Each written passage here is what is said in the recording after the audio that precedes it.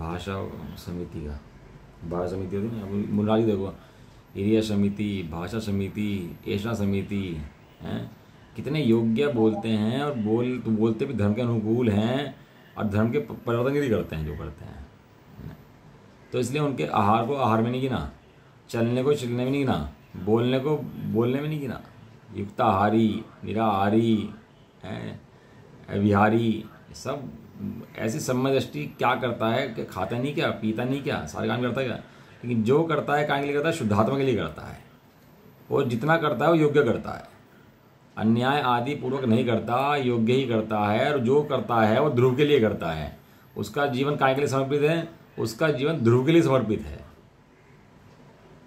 अब वो फालतू की बकवासबाजी में उसका चित्त नहीं लगता। क्यों? क्योंकि अपना काम करे कि फालतू बकवास करे, उसे अपना काम पता लग गया, मेरा काम क्या है। मेरा काम ध्रुव को देखना है, ध्रुव का निर्णय करना है, ध्रुव में जमना रमना है। उसने अपनी अनादि अनंत सत्ता जो है ना वो पहचान ली उसने अपनी, कि मेरी सत्ता कैसी है। ऐसी सत्ता पहचानने के बाद उसका टारगेट जो है ना चेंज हो गया, लक्ष्य चेंज हो गया, टारगेट चेंज हो गया। अपन गाड़ी ले जा रहे हूँ, है ना, गाड़ी जाना हो हमें इधर मेरठ साइड में और चले जाएँ गुड़गांव साइड। अब थोड़ी देर जाके पता लगा हम गलत रास्ते पर हैं। अब गलत रास्ते पर जाते ही क्या हो गया, अब जब गाड़ी रुकेगी फिर समझेंगे, गाड़ी मोड़ेंगे, गाड़ी चलेगी। अब वो भले ही गुड़गांव के रास्ते से वापस दिल्ली की तरफ आ रहा है तो भी सही रास्ते पर है। क्यों? क्योंकि उसकी दिशा ठीक हो गई है। अब अज्ञानी की दिशा ही ठीक नहीं रहेगी। अज्ञानी जितने काम करता है सब शरीर के लिए करता है, सोता रहेगा, खाता रहेगा, पीता रहेगा, जितने काम करेगा शरीर के लिए करेगा। इतनी उम्र हो जाएगी फिर भी समाधि की तैयारी नहीं करेगा, कहीं भोगों की तैयारी करता रहेगा। भोग बढ़े कैसे बढ़े मेरे, और भोग बढ़ेंगे तो सुख बढ़ेगा, और भोगों में तृप्त रहता है, लिप्त रहता है, इतना ही खाता है, ऐसे सोता है, दिन रात में फालतू की बातें करता है, आडंबर फैलाता है। ये सब ज्ञानी के प्रकट लक्षण हैं। एक राजमल जी लिखा शायद, अज्ञानी के प्रकट लक्षण और ज्ञानी के प्रकट लक्षण। कैसे पता लगेगा ज्ञानी है, कैसे पता लगेगा ज्ञानी है, हम कैसे पहचान लेते हैं, हाँ बने को कैसे पहचाने कि ज्ञानी है ज्ञानी। तो उसके अंदर प्रकट लक्षण दिए, प्रकट लक्षण। कुगुरु कुदेव कुशास की तारीफ करता हो तो मिथ्या दृष्टि का प्रकट लक्षण है। ये बहुत सारे उन्होंने दिए उसके अंदर, पढ़ने योग्य वास्तव में। बाह्य लक्षणों से भी पहचान हो जाती है ज्ञानी ज्ञानी। टोटल जी ने बाह्य लक्षण दिए ज्ञानी के और अज्ञानी के। बाह्य लक्षण कैसे होते हैं हम तो पहचान नहीं पाते जी। तो भैया स्वाध्याय करो, स्वाध्याय करके पता करो कि क्या लक्षण ज्ञानी के हैं, क्या लक्षण अज्ञानी के हैं, और क्या डिफरेंस दोनों के जीवन में होता है, क्या उनकी सोच में फर्क होता है, कैसे जीवन चला जाता है उनका अलग दूसरे ट्रैक पर। गाड़ी के अंदर पटरी होती है ना, पटरी के अंदर ट्रैक बदलने का छोटी सी पत्ती होती है वो, और पत्ती तो छोटी सी है, और छोटी सी पत्ती पे 2 इंच गाड़ी सरकी तो कहाँ पहुँचती है? एक जरा सी ट्रैक हल्का सा वो पतली पत्ती इधर से इधर हुई तो गाड़ी कहीं कहीं जाती है उसकी फिर वो कहला छोटी सी तो पत्ती चेंज करी, ऐसा नहीं है पत्ती चेंज नहीं करी, उसने पूरा पूरा ट्रैक चेंज कर दिया।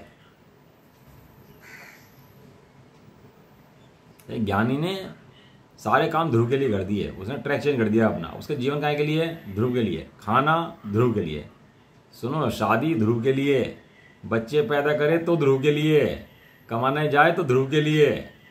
क्या बात कर रहे हैं आप? मतलब ये खाना कमाना भी ध्रुव के लिए कि हाँ, ध्रुव में चित्त स्थिर नहीं हो पाता तो ध्रुव में चित्त स्थिर हो उसके लिए कमाता खाता भी है, पत्नी बच्चे भी पालता है। लेकिन सारे काम काय के लिए हैं? उसके सारे काम ध्रुव के लिए हैं। ध्रुव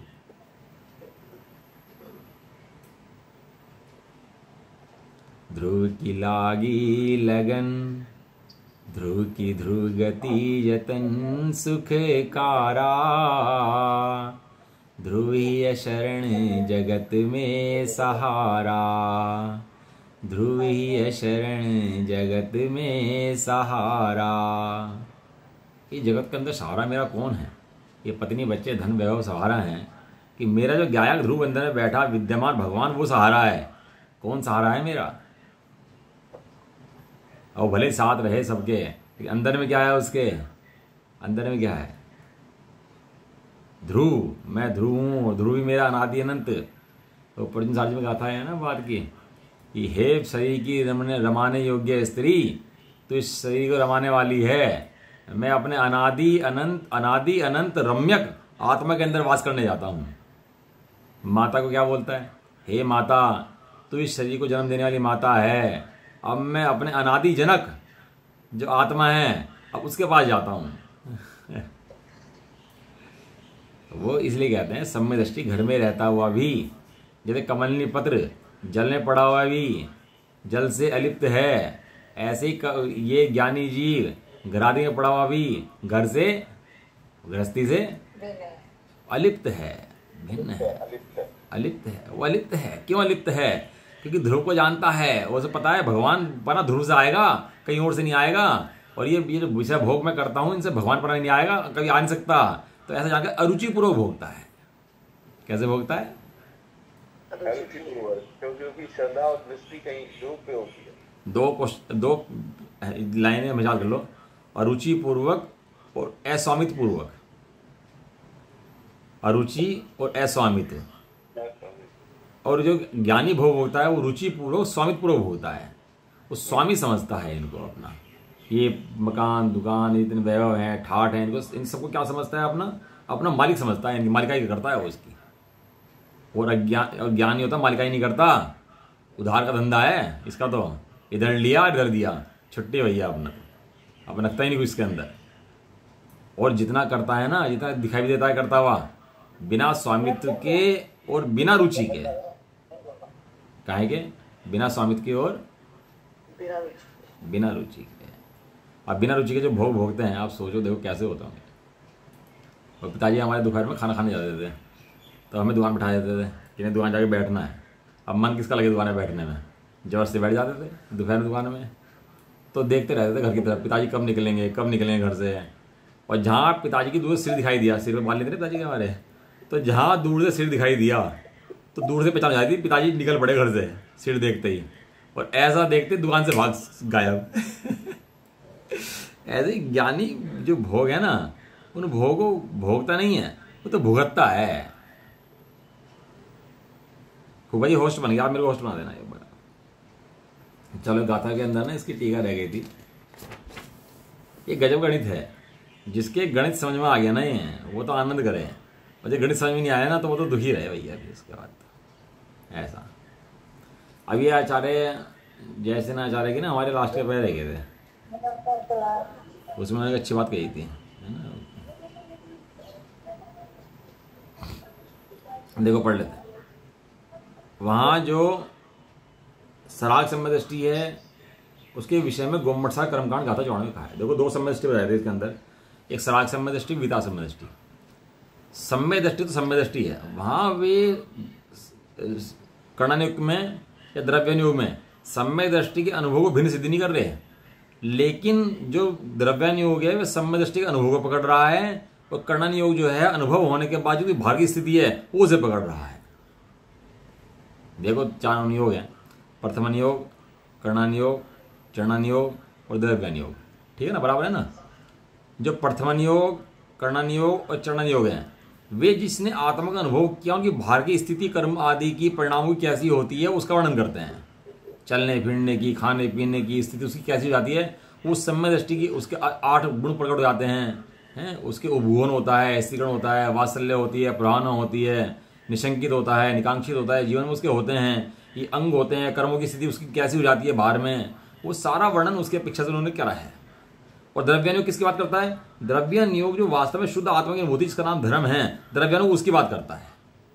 समझ में आया? तो वो जो बाहर में जो 3 अनुयोग है ना, वो कहते हैं उसको सराग सम्य दृष्टि। क्या कहते हैं? और जो द्रव्यानुयोग है वो उसको कहते हैं वितराग सम्य दृष्टि। बताओ, आधा गिलास पानी का भरा है, आधा खाली के आधा भरा है?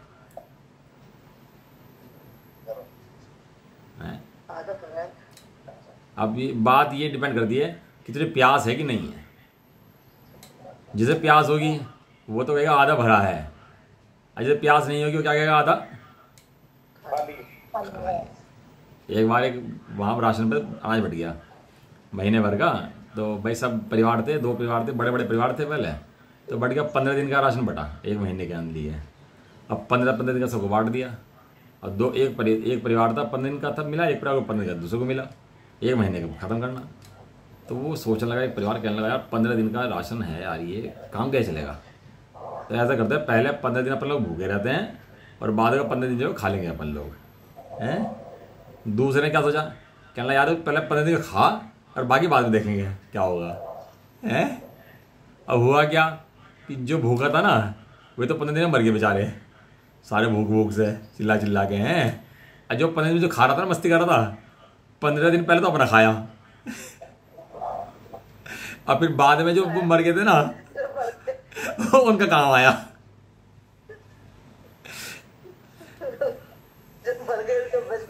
वो उनका काम आया। भाई मुझे होस्ट कर दो, आप होस्ट बनेंगे, मुझे होस्ट बना दो आप एक बार। तो है क्या कि हमें दिख क्या रहा है सामने, द्रव्य नियोग कहता है वीतरागी है। आवाज चली गई क्या? अरे यार बड़ी गड़बड़। वो द्रव्य नियोग कहता है कि वीतराग संबंध दृष्टि है। तो दृष्टि कहाँ पे उसकी कि शुद्धात्मा अनुभव करता है, और बाकी की दृष्टि उसके वीतराग हटने के बाद जो करता है वो उस पर है। तो बाकी कहते हैं सराग संबंध दृष्टि है। संबंध दृष्टि तो है लेकिन पूर्ण स्थिर नहीं है। पूर्ण स्थिर होगा तो वीतराग होगा। भगवान पूर्ण वीतरागी हैं, मुनिराज अल्प वीतरागी हैं, और ये संबंध दृष्टि अति अल्प वीतरागी है। समझ आया? तो इसलिए वीतरागता की जो कहानी है ना वो ऐसे घटती है। अब इसके अंदर कह रहे हैं कि 2 भेद गए, सराग संबंध दृष्टि के, वीतराग संबंध दृष्टि के। तो उसके अंदर से गोमट सार के अंदर गाथा नंबर 54 में आई है ना। तो क्या कह रहे हैं देखो इसके अंदर, पेज नंबर 420, जो इस प्रकार है।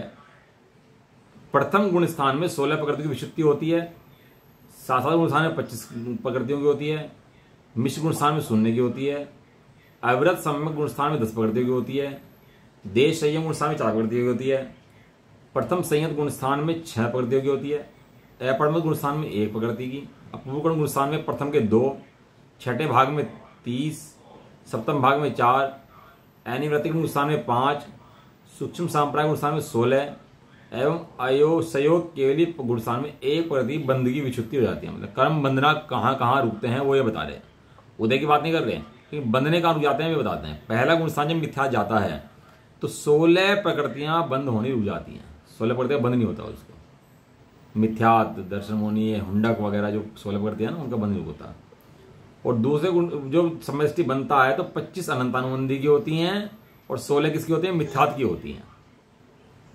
जब चौथे से गिरता है ना दूसरे में आता है, तो दूसरे में पता कब आता है? जब अनंतानुबंधी का उदय आ जाता है तो वो दूसरे गुण स्थान में आता है। और तीसरे गुण स्थान में कब आता है? जब तीसरे गुण स्थान में आता है ना वो उसकी जो प्रकृति 6 करता है उसने, दर्शन मोहनी की और चारित्र मोहनी की, अनंतानुबंधी का। तो दर्शन मोहनी करी थी 3, मिथ्यात, सम्यक मिथ्यात और सम्यक प्रकृति। तो सम्यक मिथ्यात का जब उदय आता है तो तीसरे गुण स्थान में आता है, अनंतानुबंधी का उदय आता है तो दूसरे गुण स्थान में आ जाता है, और मिथ्यात का उदय रहता है पहले में आ जाता है, और सम्यक प्रकृति का उदय रहता है तो चौथे में बना रहता है। थोड़ा भारी विषय है देखो कर्ण योग का, अब भारी भारी कुछ नहीं है। जहाँ रुचि हो वहाँ सब चीज़ सरल हैं, और जहाँ रुचि ना हो वहाँ सब चीज़ भारी लगती हैं। तो सहजता तो पढ़ोगे तो समझ में आ जाएगा। पहले में 16, दूसरे में 25, तीसरे में कोई नहीं, चौथे में 10 प्रकृतियाँ, पाँचवें में 4, छठे में 6, सातवें में 1, और 8वें में होगी तुम्हारी, छठे में 7वां देशयत परमसयत 6 और 1, 8वें में 1 और 9वें में 5, 10वें में 16, इससे 11 12 मतलब हैं, सब पढ़ लेना आप। टोटल इस तरह विशुद्धि हो जाती है। ये पढ़ना चाहो तो जैन सिद्धांत कोश भाग 3 पेज 97 में पूरा वर्णन दिया गया है। जो बड़े वाले गोपाल दास जी सिद्धांत कोश है ना, उसके अंदर जैन सिद्धांत कोश के अंदर दिया गया है, भाग 3 के अंदर तीसरा भाग है उसके अंदर, जिसमें कर्मों का वर्णन पूरा किया गया है। उसके अंदर पेज 97 है। वो कर्मों की विशुद्धि किस प्रकार, कौन से स्थान में क्यों होती है, वो सारा वर्णन आपको वहां से मिल जाएगा। इस प्रकार बंध त्रिभंग कथित बंध विच्छेद क्रम से मिथ्या दृष्टि की अपेक्षा सम्यक दृष्टि 43 क्रम प्रकृतियों का अबंधक है। वह सराग सम्यक दृष्टि 70 प्रकृतियों का अल्प स्थिति अल्प अनुवाद का बंधक होता हुआ भी संसार स्थिति का छेदक है, इसलिए चतुर्थ गुणस्थानवर्ती जीव अबंधक है। अभी चौथे गुणस्थान में जीव अबंधक क्यों है? देखो वहां तो कह रहे सम्यक दृष्टि, कोई सोचो सम्यक दृष्टि मुनिराज भी होते हैं, सम्यक दृष्टि तो भगवान भी होते हैं, तो कौन सी सम्यक दृष्टि की बात है, ये तो स्पष्ट नहीं है। तो इन्होंने स्पष्ट कर दिया चौथे गुण स्थानवर्ती सम्यक दृष्टि, जैसे आचार्य ने स्पष्ट करा इसके अंदर कौन सा गुण स्थानवर्ती, चौथा गुण स्थानवर्ती सम्यक दृष्टि। उसको अल्प स्थिति है, अल्प अनुभाग वाला बंध है। और क्यों? क्योंकि उसको जो घातक प्रकृतियां हैं 43 उनको बंध आदि नहीं है, इसलिए वह बंधक है।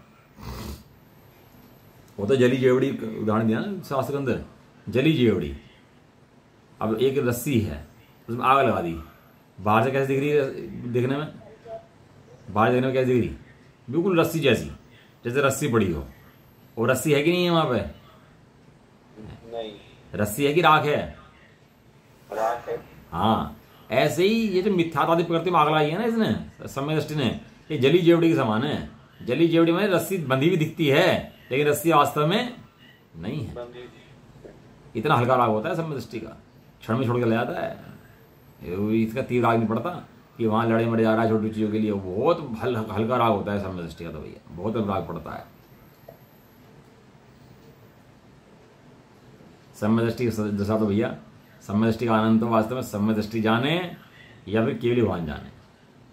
वो सोटो उन्होंने लिखा अपना आचार्य ने, भेद विज्ञान भयो जिन के घट, शीतल चित्त भयो जिमि चंदन, केली करे शिव मार्ग में जग माही जिनेश्वर के लघु नंदन, सत्य स्वरूप सदा जिन के घट, प्रगट्यो अवदात मिथ्यात निकंदन, शांति दशाती ने की पहचान कर कर जोरी बनारसी वंदन। वहां पर जो शुरू में छंद दिए ना सम्यक दृष्टि की महिमा के, फिर 3-4 छंद दिए हैं, पढ़ना वहां सम्यक दृष्टि की महिमा के छंद, कैसे ज्ञानी जीव ज्ञानियों की कैसे महिमा करते हैं, सम्यक दृष्टि कैसे महिमा करते हैं। अब ये नहीं लिखा मनुष्य का सम्यक दृष्टि, वहां सूअर का भी हो सकता है, वहां मगरमच्छ का भी हो सकता है, और छिपकली भी हो सकता है, वहां कोई भी सम्यक दृष्टि हो सकता है, लेकिन सम्यक दृष्टि की कितनी महिमा करते हैं उसके, ऐसा लिखा आचार्य ने कि सम्यक दृष्टि को हम नमस्कार करते हैं। सोच सकते हो आप आचार्य हैं, ये आचार्य आप क्या बात कर रहे हैं, आप तो छठे सातवें गुण स्थानवर्ती, और वे कहते हैं हम इन सम्यक दृष्टि को नमस्कार करते हैं, ढो देते हैं इनको सम्यक दृष्टियों को। सोचो सम्यक दृष्टि की दशा होती होगी। ऐसा लिखा सम्यक दृष्टि के चरणों में देव नमते हैं। अब आज सूर्य का जीव पड़ा हो मल के अंदर, और आगे कोई देव आए और नमस्कार कर दे तो कैसा लगेगा बताओ। इतनी महिमा सम्यक दृष्टि की गई है। क्यों? क्योंकि उसको घातक प्रकृति जो है ना, उन घातक प्रकृति बंद नहीं होता उसको। क्यों नहीं होता? एक ध्रुव की दृष्टि से मात्र, एक ध्रुव आगिश है, एक ध्रुव को देखने से, ध्रुव को निर्णय करने मात्र से इतनी प्रकृति तो संसार का भाव हो जाता है, और वो जगत पूज्य तुल्य हो जाता है। वो जी जगत पूज्य तो भगवान बने जब, लेकिन वर्तमान में जगत पूज्य हो जाता है। उसकी महिमा ज्ञानीजन बहुत करते हैं। जब सभाएं बैठती हैं, शास्त्र सभाएं बैठती हैं, या क्लास चलती है बच्चों की, तो कोई बड़ा टीचर पढ़ा रहा हो तो होशियार बच्चों को देख के पहचान जाता है वो, कहना। और वो होशियार बच्चे के लक्षण पता है आपको क्या होते हैं? सबसे आगे आता है, किताब खोल के बैठता है, ध्यान से बात सुनता है, नोट्स बनाता है, गुरु जी से क्वेश्चन पूछता है, उनका निर्णय करता है, फिर नए नए क्वेश्चन पैदा करता है। अब ये पढ़ लो आप, स्वाध्याय के 5 अंग है कि नहीं है? स्वाध्याय 5 अंग ये तो है कि नहीं है? वाचना, प्रक्षना, अनुप्रेक्षा, आमनाय, धर्म, यही है कि नहीं है? और गुरु पकड़ लेता है उसको कि ये बच्चा बहुत होशियार लायक है, बालक के पूत पांव पालने में दिखाई देवे। ऐसे सम्यक दृष्टि जीव के लक्षण कैसे होते हैं? स्वाध्याय का प्रति उत्साह, अनुकंपा, परिश्रम, आस्तिक्य, ये सब सम्यक दृष्टि के लक्षण जो हैं वे ऐसे पकड़ हो जाते हैं। उसकी जाति अलग ही होती है भाई। जिसे मोक्ष निकलना हो, जिसे ध्रुव का निर्णय करना हो, तो सारे बाहर के लक्षण ऐसे पकड़ होते हैं। गर्भवस्थी स्त्री हो तो कपड़ा बांधने से गर्भवस्थी नहीं होती, गर्भ के लक्षण पकड़ होते हैं उसके अंदर। ध्रुव का निर्णय जिसे करना हो उसके लक्षण पकड़ होते हैं। ध्रुव का निर्णय करने के वो अपना समय खराब बर्बाद नहीं करता, ध्रुव का निर्णय में लगाता है। उपयोग को बर्बाद नहीं करता, ध्रुव के निर्णय में लगाता है। उपयोग को अपने जितना है वो सारा समय ध्रुव के लिए कर देता है। ये बच्चे होते हैं ना, क्रिकेटर बन जाता है, कोई खिलाड़ी बन जाता है बड़ा, कैसे बन जाता है? ऐसे बन जाता है कि एक दिन में मन करार बन गया, आया 2-4 बैट शॉट खेले और बन गया। कैसा जीवन समर्पित करते हैं एक चीज के लिए भाई साहब। देखो आप कैसे पूरा जीवन लगा देते हैं। यही ये चरणायुग के अंदर सब चीज लिखी है। और जो ऐसा करता है उसके कर्मों की स्थिति घट जाती है, वो कर्णयोग में लिखी। और जीवन कैसा हो जाता है वो प्रथम योग में लिखा उसका। ऐसा है। समय हो गया देखो अभी आज। ये जीव अबंधक है। उसी प्रकार अविरत सम्यक दृष्टि से लेकर यथासंभव सराग सम्यक पर्यंत नीचे गुणस्थान, अविरत सम्यक दृष्टि से लेकर यथासंभव सराग सम्यक पर्यंत नीचे के गुणस्थान की अपेक्षा से तारतम्य से अबंधक है, और ऊपर की गुणस्थान की अपेक्षा से बंधक। सम्यक दृष्टि से जहाँ नीचे गिरेगा, तीसरे में आएगा, दूसरे में आएगा, पहले में आएगा, तो यथा योग्य वहां पर उतनी प्रकृति का बंध शुरू हो जाता है। जब ऊपर चढ़ता है तो उतनी प्रकृति का बंध का उसका अभाव होता चला जाता है, उतना उसका बंध जो है ना वो हटता चला जाता है उसका। अब एक अच्छी बात कह रहे हैं इसके अंदर, उसके बाद वीतराग सम्यक दृष्टि होने पर साक्षात अबंधक है। नीचे गुणस्थान में तो बंधक हो जाता है। अब यहाँ वीतराग सम्यक दृष्टि लिखा, सम्यक दृष्टि माने वीतराग जब बढ़ते ऊपर गुणस्थान बढ़ जाता है छठे सातवें में, तो अब साक्षात अबंधक वो होता चला जाता है। ऐसा मानकर हम सम्यक दृष्टि है, यह हम सम्यक दृष्टि हैं, हमारे सर्वथा बंध नहीं है, ऐसा नहीं कहना चाहिए। देखो कर्णन योग की भाषा में क्या कह रहे हैं कि हम सम्यक दृष्टि हैं, ऐसा सर्वथा बंधक ही मानना चाहिए। जितनी प्रकृति का भाव हुआ है उतना ही बंधक है, बाई प्रकृति होगा तो बंधक है ही, और बंधक मानता है इसलिए उस बंध को खोलने का प्रयास करता रहता है। सर्वथा अबंधक जिस अपेक्षा जहां जहां है वो माननी चाहिए। जहां जहां जे जे योग्य चे तहां समझना ते। अबंधक कहा है तो 41 अपेक्षा से अबंधक कहा है, और बाकी जो प्रकृतियां बची हुई हैं 107 उनकी अपेक्षा तो बंधक ही है, उसको बंधन है। इस तरह आश्रव विपक्षी संवर की संक्षेप में सूचना रूप व्याख्यान की मुख्यतः 3 गाथाएं पूर्ण हुई। सम्यक दृष्टि अबंधक है, और इसे गुणस्थान में इसको पढ़ना चाहिए। गुणस्थान की जो परिपाटी है, गुणस्थान जो है उस क्लास में बताएंगे कि कौन से गुणस्थान के अंदर कितनी कर्म प्रकृतियां आती हैं, कितनी जाती हैं, कौन सा बंधक है, कौन सा बंधक नहीं है, वहाँ विषय है। लेकिन आचार्य कुंकुंजादि जो कह रहे हैं वो ये कह रहे हैं कि वो जो सम्यक दृष्टि है उसको बंद नहीं है, सम्यक दृष्टि कर्म का बंद नहीं होता। जैसे सोना कीचड़ पड़ा हो तो उससे कीचड़ से सोना लिप्त नहीं होता। इस बार सम्यक दृष्टि संसार में पड़ा हुआ, कर्मों पर बीच में पड़ा हुआ, कर्मों से लिप्त नहीं होता, सदाकाल भिन्न रहता है। चलो अब कल गाथा नंबर 167 चलेगी। इसकी उत्थानी का क्या है पढ़ रहे हैं। गाथा नंबर 67 की उत्थानी का है 166 167। अब राग द्वेष मोही आश्रम है, ऐसा नियम कहते हैं। अब जो राग द्वेष और मोह आदि हैं इसके ये मिथ्यात के मूल हैं, मिथ्यात अज्ञानता का मूल है, और अज्ञानता जीव को अपने संबंध में स्वरूप भ्रम का नाम है, वो मूल है। तो सारा सिद्ध करेंगे कल हैं आश्रम अधिकार के। चलो निज निधि निज में बताई है अनंत प्रकार के लिए जिन्हें वाटी माँ को बंदना शत बार।